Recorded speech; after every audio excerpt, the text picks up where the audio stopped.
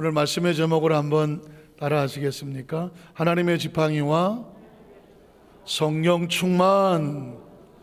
이런 제목으로 말씀 은혜를 나누기 원합니다. 가끔은 제가 이런 질문을 하죠. 지난주 설교 제목을 기억하십니까? 우리 성도들은 당황하신 거죠. 그동안 워낙 별일이 많았는데 지난주 설교 제목까지 어떻게 기억할까?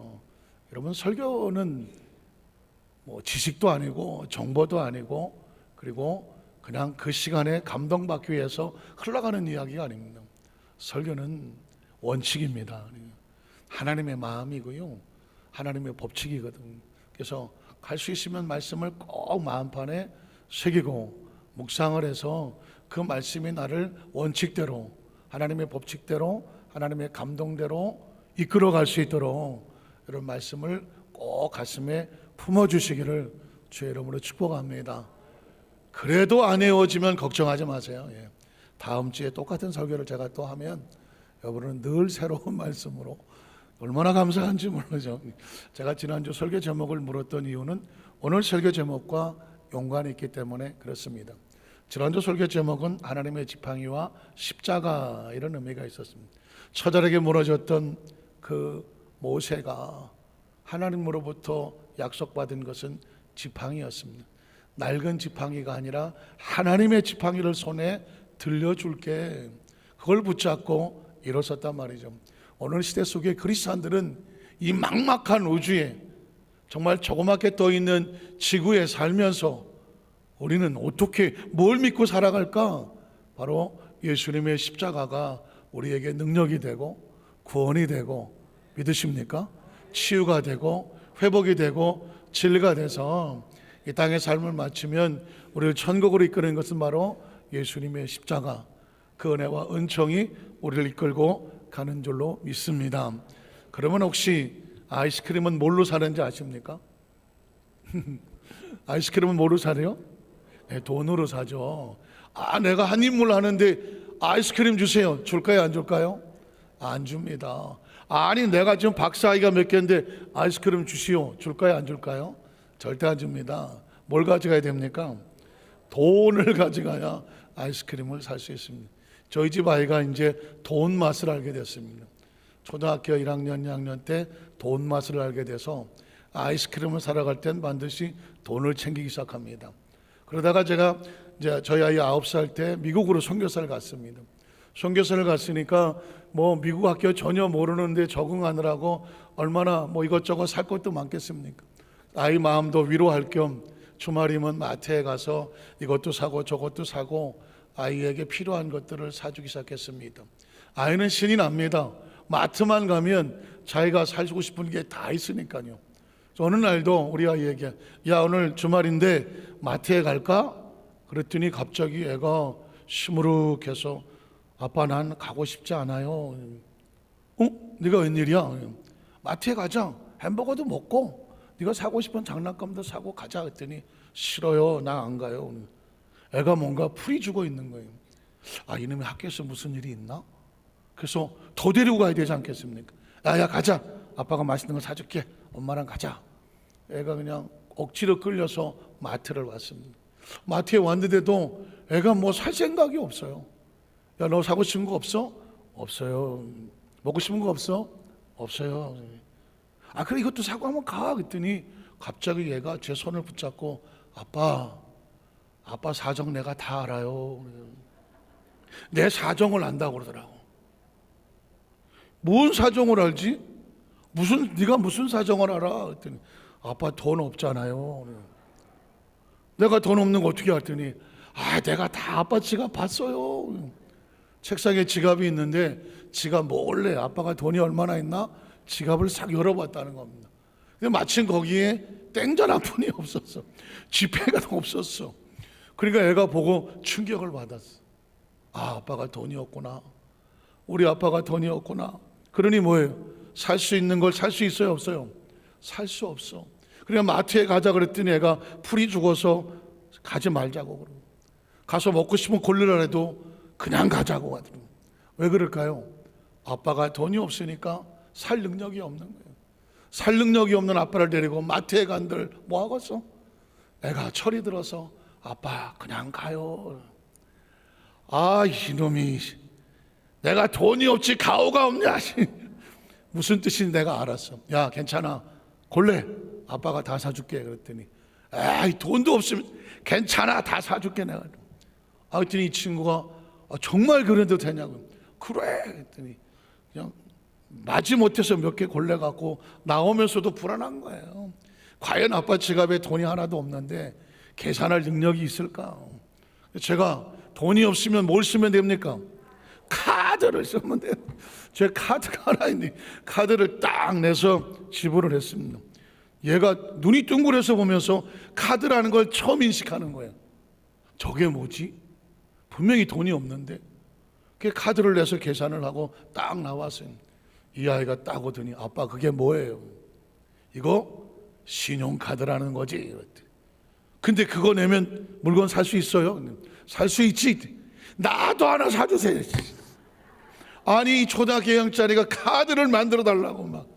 이건 말이야 어른이 돼야 만들 수 있는 거야 했더니 에이, 나도 갖고 싶은데. 그 다음부터는 애가 기가 안 주고, 돈이 없어도 기가 안 주고, 뭐만 있으면 돼? 카드만 있으면 돼. 어쩌면 하나님께서 모세에게 야, 너 마트에 가서 다 사, 그랬을지도 모릅니다. 그런데 모세가 생각해 보니까 지난 40년 동안 광야에서 죽을 고생을 할 동안 하나님이 한 번이라도 나타났습니까? 안 나타났습니다. 이제 하나님도 능력이 없구나. 나를 이 광야에서 건져낼 능력이 없구나. 나이 80이 됐는데도 하나님이 나에게 뭐 해줄 수 있는 능력이 없구나. 하나님의 지갑이 텅 비었구나. 그러니 어떻게 합니까? 모세도 풀이 죽고 힘이 없어요. 뭐 하나님도 힘이 없는데 내가 뭘 하겠어. 그런 모세에게 야, 너 애굽에 가서 이스라엘 백성 건져내러 가자 그랬더니 아유, 하나님 내가 사정 다 알아요. 아무것도 없으면서 뭘 갈라 그래요. 이런 심정 아닙니까? 사랑하는 성도 여러분, 크리스천이 왜 갑자기 힘을 잃어버립니까? 왜 낙심합니까? 왜 실망합니까? 왜 무너집니까? 하나님의 지갑이 비었다고 생각을 하니까 어린애처럼 무너지는 겁니다. 사랑하는 성도 여러분, 하나님의 지갑은 비었어도 하나님은 뭐가 있다? 맞는 카드가 있어. 우리 정도 카드가 아니라 완벽한 카드가 갖고 계셔. 그래 하나님 말씀, 야, 걱정하지 마, 내가 너한테 카드 빌려줄게. 그 카드가 뭐예요? 하나님의 지팡이입니다. 지팡이로 일을 하는 거야. 네 능력으로 일하는 게 아니라니까. 하나님의 능력으로 일하는 거예요. 출애굽기 4장 20절에 보니까 그래서 드디어 모세가 애굽에 간다고 합니다. 뭘 믿고 갑니까? 모세가 그의 아내와 아들들을 나귀에 태우고 애굽으로 돌아가는데 모세가 뭘 손에 잡고 갑니까? 카드 하나를 잡았어. 그 카드가 뭐예요? 하나님의 지팡이를 손에 잡았다고. 이제까지는 나무 지팡이인 줄 알았어. 그런데 하나님이 함께 하시니까 존재가 달라져. 이건 누구의 지팡이야? 하나님의 지팡이가 되는 거예요. 크리스찬이란 그런 겁니다. 우리가 볼 땐 아무것도 없어 보이는 것 같지만 하나님이 그 사람을 택하셔서 내가 너에게 능력을 주어 사용하면 너에게는 하나님의 역사가 나타나. 그게 뭐예요? 하나님의 지팡이인 거죠. 오늘 성경에 보면 모세보다 더 무너진 한 사람의 이름이 나오는데 제가 개인적으로 형님으로 모시는 베드로야. 베드로. 이 베드로 형님은 참 한때 얼마나 열심히였는지 몰라. 그러나 인간적인 능력이 바닥을 치고 나니까 어떻게 합니까? 예수를 모른다고 부인하고 도망을 치고 풀이 죽어서 주저앉았던 그 베드로를 이렇게 세운 건 뭘까요? 하나님이 카드 한 장을 빌려줘. 그 카드가 뭘까요? 하나님의 성령으로 충만하라는 것입니다. 하나님의 능력을 우리에게 위임하는 게 뭐다? 성령 충만인 거예요. 하나님의 카드를 우리 손에 쥐어주는 게 뭐다? 성령 충만인 거예요.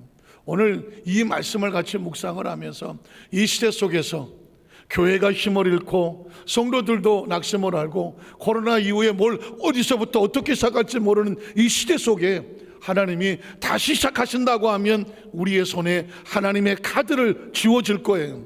그게 뭘까요? 성령으로 다시 충만하자는 것입니다. 우린 첫 번째로 사명과 직분을 잃고 무너져버린 베드로의 모습을 한번 찾아보겠습니다. 마태복음 16장 13절로 16절을 보니까 예수께서 빌립보 가이사랴 지방에 이르러서 제자들에게 물어 이르시되 사람들이 인자를 누구라 하느냐. 예수님을 누구라고 인식하는 건 굉장히 중요합니다. 여러분도 마음속에 난 예수를 어떻게 믿지? 왜냐하면 예수를 어떻게 믿느냐만큼 신앙의 힘이 나오기 때문입니다. 제자들은 말하기를 침례 요한, 더러는 엘리야, 어떤 이는 에레미야, 선지자 정도로 생각을 합니다. 예수님이 선지자 정도에 지나지 않을까요? 예수님은 거기에 대답을 하지 않습니다. 그 다음 절에 보니까 이르시되 너희는 나를, 그러면 제자들이 너희는 나를 누구라고 하느냐? 나와 같이 먹고 마시고 내 능력과 기적을 보고 그 말씀을 들었던 너희는 예수를 뭐라고 생각하느냐? 그랬더니 제자들이 아무 대답을 못해. 근데 제가 보니까 우리 형님 이름이 뭐예요? 베드로야. 베드로가 갑자기 일어나서 이렇게 말합니다. 제가 한번 해보겠습니다. 주는 그리스도시요 살아계신 하나님의 아들입니다라고 엄청난 선언을 합니다. 아시는 것처럼 바요나 시몬아 네가 복이 있도다. 이 고백을 한 것은 너희 혈육이 아니라 누가 가르쳐 준 것이 아니라 하늘에 계신 너희 아버지는 하나님이 아니고는 이런 고백이 안 되는 거거든요. 이렇게 칭찬을 받았던 베드로, 그리고 또 어떤 여관이 마태복음 26장 31절 35절에 보면은요, 예수님이 고난을 당할 때 주와 함께 죽으러 갔다, 이런 고백했던 사람이 베드로입니다. 그때 예수께서 제자들에게 이르시되 오늘 밤에 너희가 다 나를 얼마나 처참하겠습니까? 3년 6개월 동안 그렇게 가르치고 제자라고 따라다녔던 그 제자들이 예수님이 고난당하시는 현장에 너희는 다 나를 버리고 떠날 거다. 정말 처절한 가슴이죠. 그때 그 다음 절을 보니까 기록된 바 내가 목자를 치리니 양의 떼가 흩어지리라 하였느니라. 그러나 내가 살아난 후에 너희보다 먼저 갈릴리로 가리라. 그때 역시 누가 있어? 베드로의 형님이 대답하여 이르되 모두가 주를 버릴지라도 누구는 나는 절대로 주를 버리지 않겠나이다. 이게 거짓말 같아요? 그냥 하는 말 같아요? 진심입니다. 정말 그러고 싶었습니다. 신앙의 많은 부분의 고민과 갈등이 뭘까요? 난 정말 잘 믿고 싶은 거예요. 정말 사명 잘 감당하고 싶은 거예요. 그런데 이게 내 힘으로 안 되는 거죠. 베드로로 그러고 싶었습니다. 베드로가 말하되 모두 주를 버릴지라도 나는 결코 주님을 버리지 않겠습니다, 이렇게 장담을 합니다. 그런데 예수께서 이르시되 내가 진실로 내게 이르노니 오늘 밤 닭 울기 전에 내가 몇 번이나 3번이나 나를 부인할 거다. 예수님의 마음이 얼마나 찢어지겠습니까? 그랬더니 그 다음 절에 보니까 베드로가 이르되 아닙니다. 내가 주와 함께 죽을지언정 십자가에 같이 매달릴지언정 절대로 주님을 뭐하지 않겠다, 부인하지 않겠다고 말해요. 여러분, 전 베드로가 거짓말한다고 생각하지 않습니다. 정말 그러고 싶었을 거라고 생각합니다. 그러나 안타깝지만 베드로는 그렇게 하지를 못합니다. 69절로 75절에 보면 그렇게 호언장담했던 베드로, 그 베드로가 바깥들에 앉았더니 한 여종이 나와 이르되 너도 갈릴리 사람 예수와 함께, 이보시오, 이 사람 예수와 같이 있던 사람이요, 예수의 제자요. 그 소리를 들었을 때 베드로가 어땠을까요? 철렁했겠죠. 아이코, 큰일 났다, 내가 여기서 죽게 생겼구나. 그러면 자기가 호언장담했던 건 맞소, 난 예수님의 수제자요, 나를 잡아 같이 매시오, 이래야 되지 않습니까? 그러나 그 다음 절에 보면 베드로가 모든 사람 앞에서 핏대를 올리고 침을 튀겨가면서 예수를 부인합니다. 난 저 사람 모릅니다. 아니, 이 사람 무슨 소리 하는 거야? 난 당신이 무슨 말 하는지 난 모르겠어. 눈을 부라리고 아니라고 말을 합니다. 그 다음 절에 보니까 앞문까지 나아갑니다. 왜 나갑니까? 서둘러 빠져나가려고 합니다. 그런데 또 한 여종이 그를 보고 거기 있는 사람들에게 저 사람 베드로야죠. 사람들에게 말하되 이 사람이 나사렛 예수와 함께 있는 것을 내가 보았소, 내가 증인이요. 그러니 베드로가 또 철렁합니다. 그 다음 절에 보니까 베드로가 맹세를 합니다. 사람이 자기 진실을 말합니다. 내가 만약에 예수의 제자라면 내 열 손가락에 뭘 지지시오? 장을 지지시오. 부인을 합니다. 난 저 사람 몰라. 모른다니까. 그리고 나는 그 사람을 도무지 알지 못한다고 서둘러 도망 빠져나갑니다. 베드로는 내가 여기서 주와 함께 예수의 제자로서 죽음의 고비 같이 하기로 했던 사람, 마음은 원인데 육신은 자꾸 도망을 치는 거예요. 어디로 도망을 칩니까? 살라고 도망을 칩니다. 베드로가 부인하고 또 부인하여 나는 그 사람을 알지 못한다. 세 번째, 또 무너져 버리지 않습니까? 조금 곁했던 사람들이 나와 베드로에게 또 말합니다. 너도 진실로 그 도당이라. 내 말소리가 갈릴리 사람들이 갈릴리 사투리를 쓰는데 베드로가 그 사투리를 쓴다는 거죠. 당신의 말투가 너를 포명한다 하거늘 그때 그가 저주하며 맹세하여르되, 예수를 모른다고 뭐합니까? 저주한다. 내가 저 사람을 알면 내가 개다. 저주하고 난 몰라. 그 사람을 알지 못한다고 뒤쳐서 나와. 근데 뭐가 울어요? 닭이 울더라. 그러면서 그 다음 절에 보니까 이에 베드로가 예수의 말씀에 닭 울기 전에 내가 3번 나를 부인하리라 하심이 생각나서 밖에 나가서 심히 뭐하더라. 왜 통곡합니까? 잘 빠져나왔는데. 아이고 큰일 날 뻔했네. 도망가야지. 왜 닭소리를 듣고 통곡을 합니까? 마음은 아니거든. 마음은 내가 예수를 따라서 같이 고통을 받고 싶은데 육신이 약하여 도망을. 제가 크리스천들에게 그런 얘기 하죠. 우리의 신앙생활에 가장 무서운 적은 밖에 있지 않아요. 사실은 내 안에 있지 않아요. 내가 믿음대로 살고 싶고 정말 말씀대로 살고 싶고 하나님의 정말 은혜로 잘 감당하고 싶은데 이 마음대로 안 되는 이유가 뭐예요? 육신의 정욕과 안목의 정욕과 이생의 자랑이 우리를 끌어잡고 닫고 세상 밖으로 끄집어내는, 사실은 여기서 통곡이 필요합니다. 육신으로는 안 되는구나. 한번 따라 하실까요? 내 생각과 내 능력과 내 육신으로는 안 되는구나. 사실은 하나님 앞에서의 절망이 한번 필요합니다. 그래야 다시 시작할 수가 있습니다. 요한복음 21장 1절로 4절에 보니까 그 후 예수께서 디베랴 호수에 또 제자들에게 자기를 부활하신 예수님이 나타났다는 이야기를 제자들이 들었습니다. 그 다음 절에 보니까 시몬 베드로와 디두모라는 도마와 갈릴리 가나 사람 나다나엘과 세베대 아들과 또 다른 제자 둘이 함께 있더니 시몬 베드로가 나는 물고, 야 예수님이 부활하셨대. 부활의 주님을 만나러 가야 되지 않겠어? 형님 가요. 막 제자. 근데 베드로가 거기서 뭐라고 말합니까? 난 못 가. 내가 무슨 낯짝으로 가? 난 예수를 모른다고 부인하고 도망쳤던 놈이야. 난 못 가. 너희들이 나가. 사랑하는 성도 여러분, 자신의 그 영적인 능력을, 그 열정 다 잃어버리고 껍데기로 남아서 무너져 버리는 이 베드로의 모습. 인간이요, 신앙을 잃어버리고 사명을 잃어버리고 믿음을 잃어버리잖아요. 그럼 껍데기만 남아요.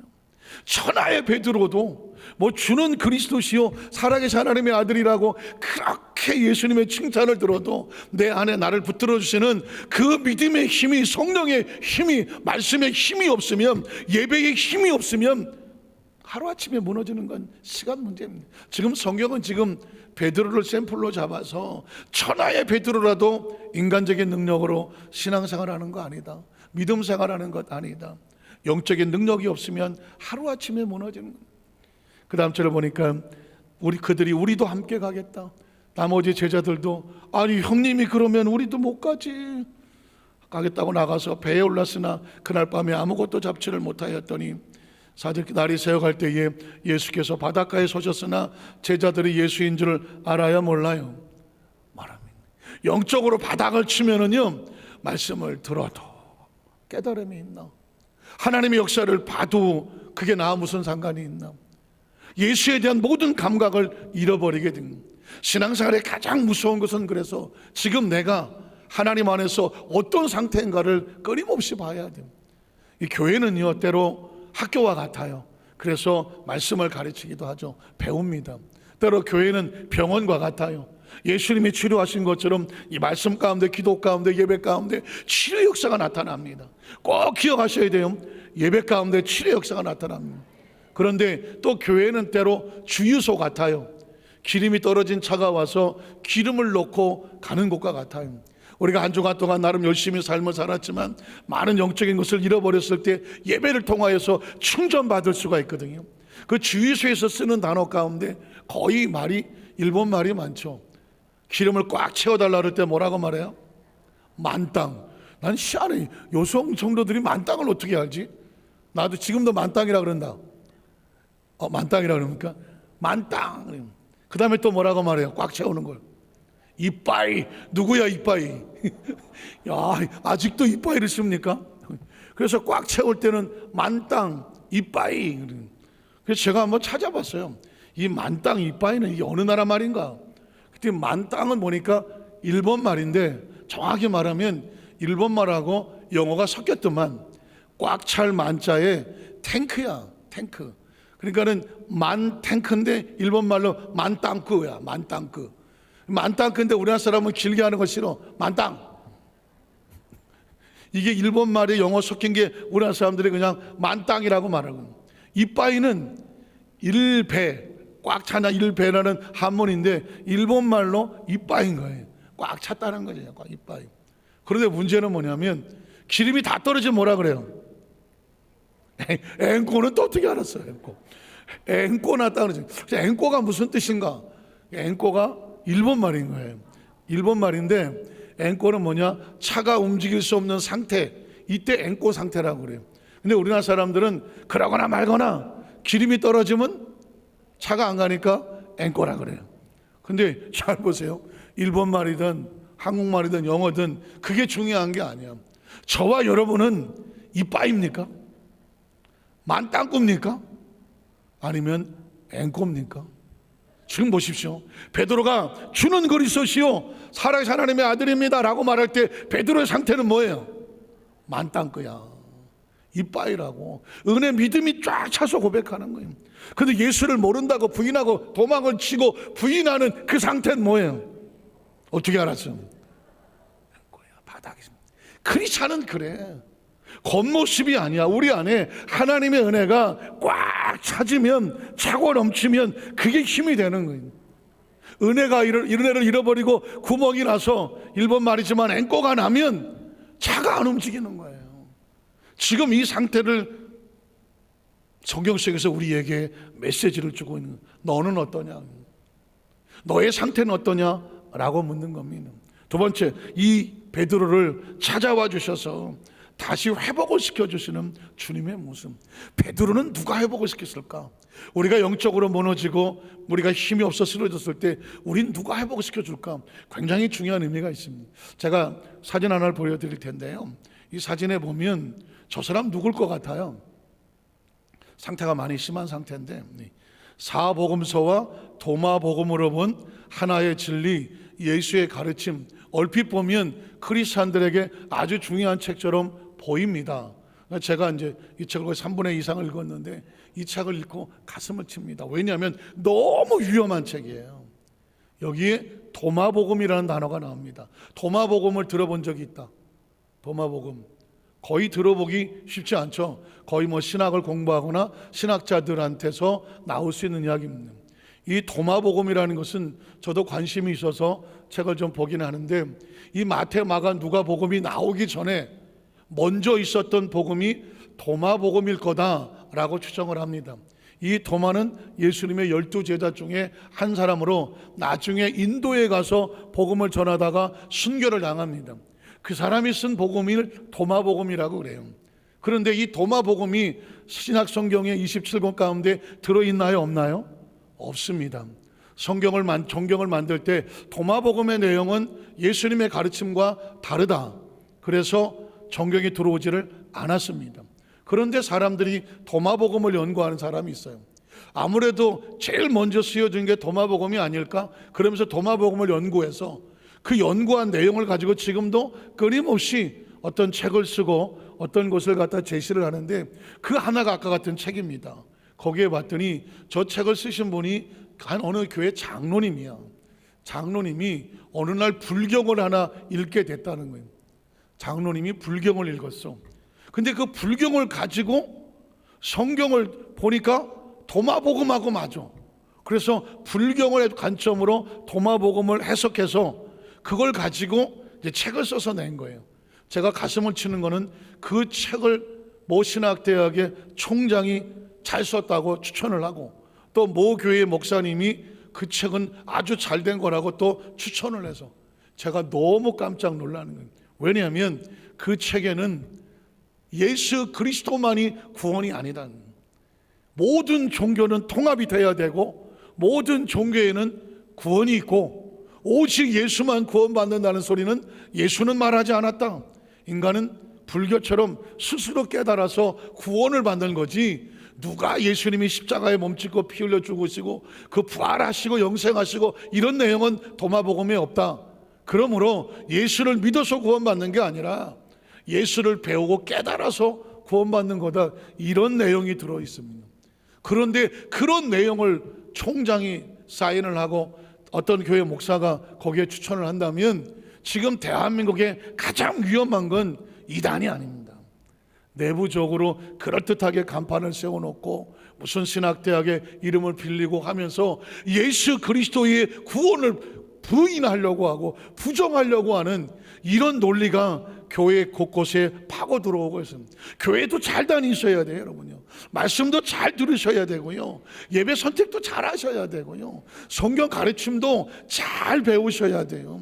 천하 인간에게 구원을 얻을 만한 이름을 예수 외에 준 적이 있다 없다? 없다고 말했습니다. 하나님이 세상을 이처럼 사랑하셔서 독생자 예수를 우리에게 보내주시고 그를 뭐하는 자마다, 믿는 자마다 구원을 받는다고 말했지 예수 외에 다른 구원은 없습니다. 오늘 베드로가 무너졌을 때 야, 너 스스로 깨닫고 회복해라 그러지 않습니다. 베드로가 무너졌을 때 베드로를 구원하러 찾으러 오신 분은 예수님이었습니다. 그러니까 인간은 스스로 구원받는 게 아닙니다. 하나님의 은혜를 우리 가운데 찾아오셔서 회복하셔서 주님의 십자가의 은혜로 구원을 받는 겁니다. 오늘 성경 속에서도 베드로를 그렇게 회복을 시킵니다. 마태복음 25장 5절로 7절에 보니까 예수께서 이르시되 얘들아 너에게 고기가 있느냐? 예수님이 베드로를 찾아와 주시는 겁니다. 대답하되 없나이다.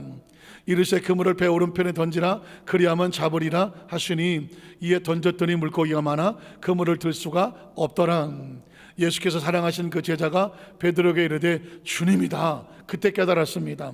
시몬 베드로가 벗고 있다가 주님이란 말을 듣고 겉옷을 두른 후에 바다로 뛰어내리더라.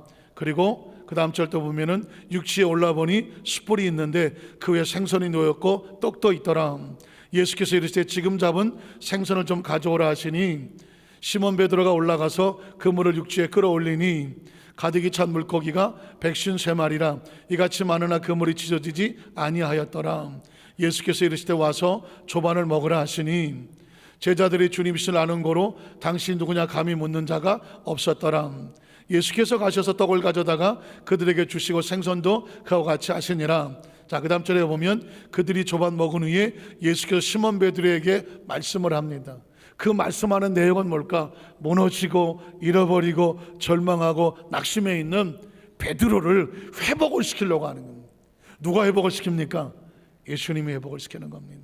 자, 뭐라고 말씀할까요? 그 다음 절에 보니까 요한의 아들 시몬아 내가 이 사람들보다 나를 더 사랑하느냐 하시니 이르되 주님 그러하나이다. 내가 주님을 사랑하는 줄 주님께서 아시나이다. 이르시되 내 어린 양을 먹이라 하시고 또 두 번째 이르시되 요한의 아들 시몬아 내가 나를 사랑하느냐 하시니 이르되 주님 그러하나이다. 내가 주님을 사랑하는 줄 주님께서 아시나이다. 이르시되 내 양을 치라 하시고 또 세 번째 이르시되 요한의 아들 시몬아 내가 나를 사랑하느냐 하시니 주님께서 세 번째 내가 나를 사랑하느냐 하심으로 베드로가 근심하여 이르되 주님 모든 것을 아시오매 내가 주님을 사랑하는 줄을 주님께서 아시나이다. 예수께서 이르시되 내 양을 먹이라. 잘 아시겠지만 세 번을 부인했던 그 입술에 예수님은 너 뭐 때문에 치사하게 더럽게 나쁜 놈아 나를 부인해? 책망하지 않습니다. 오히려 그 아프고 상처 입은 베드로의 마음을 맞추며 예수를 세 번이나 부인했던 그 입술에 주님은 묻습니다. 너 여전히 나를 사랑하지? 여전히 너 나 사랑하지? 여전히 나 사랑하지? 베드로의 입술을 통해서 주님을 사랑한다는 고백을 하게 합니다. 저는 개인적으로 수천 번을 이 성경을 읽어도 이 장면에서는 눈물이 나요. 때로 우리가 마음이 연약해서 육신이 연약해서 마음은 안 그런데 주님 앞에 때로 부끄럽고 연약하고 모자란 부분이 많이 있잖아요. 그때 오셔서 너 이 새끼야 이거 잘못하고 저거 못하고 책망하고 정죄하고 돌을 던지면 심판하면 여기 살아남을 사람이 누가 있습니까? 그럼에도 불구하고 주님은 우리에게 다시 기회를 주는 거죠. 아직 너 나 사랑하지? 너 나 아직 사랑하지? 아직 사랑하지? 그러면 말이야 내 양을 맡아주고 내 양을 치고 내 일을 좀 해주지 않겠니? 여전히 네가 나를 위해서 일해주는 그 모습이 보고 싶다라는 주님의 마음이 있는 겁니다. 오늘 주님께서 그렇게 회복하고 난 다음에 그렇게 다시 이 회복한다고 하는 게 아니잖아요. 힘이 나와야 돼. 이 힘이 어디서 나올까? 그 힘이 바로 성령 충만이었습니다. 성경에 보니까 사도행전 1장 4절 5절에 보니까 사도와 함께 모이사 그들에게 분부하여 이르시되 예루살렘 떠나지 말고 내게서 들은 바 아버지께서 뭐 하신 것? 약속입니다. 약속하신 것 기다려라. 그게 뭘까? 요한은 물로 침례를 베풀었으나 너희는 몇 날이 못해요. 무엇으로? 성령으로 침례를 받으렴. 넘어진 자, 쓰러진 자, 낙심한 자, 패배한 자, 부인하고 도망쳐서 쓰러져 버리고 깨져버린 자 어떻게 회복할까요? 성령으로 침례를 받고 일어서라고 말하는 것입니다. 그 다음 절을 보면 그들이 모였을 때 예수께 여쭈어 이르되 주께서 이스라엘 나라를 복하심이 이때입니까? 하니 이르시되 때와 시기는 아버지께서 자기 권한을 줘서 너희가 알 바가 아니고 오직 다른 게 없어요. 오직 무엇이? 성령이 너희에게 임하시면 너희가 무엇을 얻게 돼? 권세와 능력을 얻게 돼요. 크리스찬의 권세와 능력은 어디서 온다? 성령 충만입니다. 성령 충만이에요. 성령 충만임. 내가 예수를 믿은 지 수십 년이 됐는데 이렇게 넘어지고 저렇게 넘어지고 누가 뭐라 그러면 또 쓰러지고 또 시험 들고 또 서운하고 섭섭하고 내가 왜 맨날 이렇게 살아야 되나 가슴을 친다면 기억하십시오. 여기서 빠져나올 수 있는 길은 뭐냐? 성령 충만입니다. 성령 충만이에요. 베드로같이 무너져버린 사람을 일으켜 세울 수 있는 길이 무엇일까? 힘이 무엇일까? 예수님 말씀합니다. 오직 성령이야. 성령이 너에게 임하시면 너희가 권능을 받게 돼. 권능을 받게 되면 숨어있는 게 아니라 예루살렘, 유다, 사마리아 땅 끝까지 나가서 예수의 복음을 전하는 뭐가 될 수 있다? 증인이 될 수 있다. 증인이 될 수 있다. 이게 성령 충만입니다. 저는 어려서부터 장로교에서 자랐는데요, 신앙의 갈등과 아픔과 상처가 얼마나 힘든지 알아요. 성경을 알아요. 박사예요, 박사. 계명도 알아요. 말씀도 드려요. 예배도 드려요. 그런데 일주일 동안 나가 살려면 세상을 이겨내지를 못하겠는 거예요. 세상 사람과 구별된 삶을 살고 싶어요. 마음은 원이라니까. 그런데 이게 내 생각대로 안 돼요. 내 마음대로 안 돼요. 그런데 이걸 이길 수 있는 힘이 어디서 오느냐? 성령 세례예요. 성령 세례. 제가 순복음에 와서 성령 세례를 받고 나니까 전혀 다른 차원이더만. 전혀 다른 차원. 이게 내 힘이 아니라 내 지식이 아니라 내 어떤 것이 아니라 내 안에 역사하시는 성령님이 운행하심이 있더만. 그분이 말씀하시고 그분이 깨닫게 하시고 그분이 가르쳐 주시고 그분이 능력 있게 하시고 그분이 귀신을 쫓아내게 하시고 그분이 병을 고치게 하시고 그분이 말씀의 세계를 알게 하시더만. 저는 우리 여도수 만살교회 성도님들은 이제까지도 신앙생활 잘 해오셨겠지만 오늘 무너졌던 베드로를 회복시킬 수 있는 건 뭐다? 오직 성령 충만이고, 제 개인적으로 저를 지금까지 끌고 와셨던 건 성령 세례고, 앞으로도 끝까지 하나님께서 원하시는 날까지 목회를 한다면 그 힘은 다른 게 아닙니다. 성령 충만해 있어요. 그걸 너무 절실하게 절박하게 하니까 제가 우리 여도수 만삭교 성도들에게 오늘 다시 한번 여러분에게 성령의 충만함을 선포하고, 오늘 반드시 성령 충만, 재충만 다시 뜨거워지시기를 주의 이름으로 축복합니다. 마지막 세 번째로, 그러면 베드로가 성령을 받았어. 어떻게 달라졌느냐? 제가 그 부분을 말씀하고 말씀을 마치겠습니다. 사도행전 1장 12절로 14절에 보니까 이제 베드로가 할 건 딴 거 아니에요. 난 성령 충만을 받아야 돼요. 제자들이 감난원이라는 산으로부터 예루살렘에 돌아오니 이 산은 예루살렘에서 가까워 안식일에 가기가 알맞은 길이라. 들어가 그들이 유하는 다락방으로 올라가니 베드로, 요한, 야고보, 안드레와 빌립, 토마와 바돌로메, 마테아 및 알포의 아들 야고보, 셀로닌 시몬, 야고보의 아들 유다. 누구예요 이 사람들? 예수님의 제자들. 그러나 제가 보니까 예수님 십자가 달릴 때 다 도망갔던 사람들이에요. 다 도망갔던 사람들이에요. 나약한 사람들이에요. 그런데 그들이 다 거기 있습니다. 왜 있을까요? 예수님의 마지막 명령, 성령 충만 받으려고 거기에 모여 있습니다. 그 다음 절을 보면 그래서 여자들과 예수의 어머니 마리아와 예수의 아우들과 더불어 마음을 같이, 무슨 마음입니까? 성령 충만 받자, 성령을 대망하자. 마음을 같이 오로지 뭐에 힘쓰더라? 기도에 힘쓰더라. 기도 가운데 성령님 역사하실 걸 믿고 기다린, 기도는 기다리는 겁니다. 약속을 기다리고 역사를 기다리고 그리고 하나님의 역사가 운행하심을 간절히 바라는 것입니다. 그 다음 절은 그래서 오순절날임이 이름에 그들이 다 같이 또 모였습니다. 다 같이 한 마음으로. 그랬더니 드디어 그날 호린 하늘로부터 급하고 강한 바람 같은 소리가 있어 그들이 앉은 온 집에 충만하고 그들이 다 불의 혀처럼 갈라지는 성령의 체험을 하고 그들에게 보여 한 사람 한 사람 머리 위에 성령의 불이 임하여 있더니 그들이 다 성령의 무엇을 받고? 충만함을 받고. 힘으로 안 되고 능으로 안 되는데 성령의 충만함을 받고, 충만함을 받으니 성령의 말에 계심을 따라 다른 방언으로 말하기를 시작한 전혀 새로운 존재가 됩니다. 교회는 여기서 출발하는 겁니다. 순복음은 여기서 출발하는 것입니다. 성령의 시대가 여기서 열리는 겁니다. 그 나약하고 숨어있던 제자들 120명이 여기서 성령의 충만함을 받고 나가니까 더 이상 숨지 않습니다. 다락방을 걷어차고 나가서 그들의 입에서 놀라운 말이 나옵니다. 전 여러분에게 그 소리를 들려주고 싶은 거예요. 도망하고 숨고 부인하고 난 못 가. 그렇게 나약했던 베드로가 성령의 불을 받고 나니까 이런 존재가 됩니다. 사도행전 2장 14절 이하에 보니까 베드로가 11 서도와 함께 서서 숨어있던 베드로, 나약했던 베드로, 무식한 베드로, 어부였던 베드로가 소리를 높여서 외칩니다. 이건 베드로의 힘이 아닙니다. 베드로의 능력이 아닙니다. 성령이 베드로를 사용하시는 겁니다.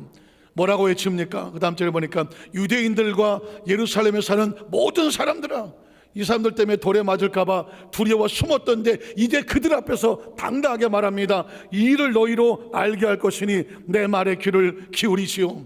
때가 제3신이 너희 생각과 같이 이 사람들이 술 취한 것이 아니다. 이는 곧 선지자 요엘을 통하여 말씀하신 것이니 일러스되 하나님이 말씀하시기를 말세에 내가 내 영을 모든 육체에 부어줄 것이다.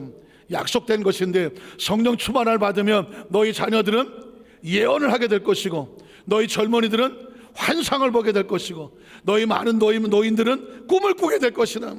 그때 내가 내 영을 내 남종과 여종들 사명자들에게 부어줄 것이니 그들이 예언을 하게 될 것이고 또 내가 위로 하늘에서는 기사를 아래로 땅에서는 징조를 베풀으니 곧 피와 불과 연기로다. 주의 크고 영원하운 날 하나님 예수의 재림과 심판이 있기 전에 해가 변하여 어두워지고 달이 변하여 뭐가 되리라? 피가 되리라. 누구든지 주의 이름을 부르는 자는 구원을 받으리라. 여러분 보십시오. 먼 도마 아니야. 행주 빨래가 있다고 할지라도 무슨 불교가 기독교가 하나가 되고 인간이 스스로 어떻게 구원을 받습니까? 주의 이름을 부르는 자가 무엇을 얻습니까? 구원을 받으리라고 말했습니다. 22절에 보니까 그래서 이스라엘 사람들아 이 말을 들으라. 너희도 아는 바와 같이 하나님께서 나사렛 예수로 큰 권능과 기사와 표적을 너희 가운데 베푸사 너희 앞에서 그를 뭐 했습니까? 증언하셨느니라. 그 다음 절에 보면 자 형제들아 내가 조상 다윗에 대하여 담대히 말할 수 있으니 다윗도 예언을 했다는 겁니다. 다윗이 죽어 장사되어 그 묘가 오늘까지 우리 중에 있도다. 그런데 그는 선지자였다. 하나님이 맹세하사 그 자손 중에서 한 사람 메시아가 그 위에 앉게 하리라 하심을 알고 또 미리 본고로 그리스도의 부활을 말하되 다윗이 말한 겁니다. 그가 음부에 버림이 되지 않고 그의 육신이 썩음을 당하지 아니하시리라 하더니 드디어 어떻게 이 예수를 하나님이 살리셨고 우리가 다 이 일에 뭐다? 증인이라는. 제가 시간 관계상 나머지는 줄이겠습니다. 이 베드로는 이 성령의 충만함을 받고 나니까 아예 나 혼자 예수 믿고 신앙생활 잘해야지가 아니라, 성경을 나 혼자 읽어야지가 아니라, 성령의 충만한 능력 안에 들어오니까 담대히 나가서 하나님의 말씀을 증거하게 되고 가르치게 되고 선포하게 되고 복음을 들고 밀고 나가는 사명자가 되는 거예요. 이런 점 말씀을 정리하기를 원합니다. 저와 여러분은 예수 믿고 뭐 얼마 안 되신 분도 계시겠지만 수십 년 되신 분도 있겠죠. 예수 믿고 그냥 교회나 다니고 뭐 주일 성수하고 그냥 나 크리스찬이야 이렇게 살아야 되겠습니까? 예수를 믿고 나면 하나님께서 우리에게 불을 주셔야 돼. 불을, 성령의 불을 받고 나약했던 베드로조차도 일어나서 담대한 하나님의 도구가 되잖아요. 전이 강단에 설박합니다. 우리 여두순부서 안사께서 한 사람 한 사람마다 성령의 불을 받았어.